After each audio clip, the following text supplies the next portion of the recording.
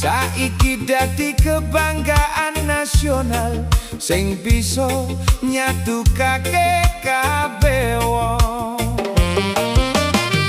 Jeneng-jenenge malih merga wektu lan ilang.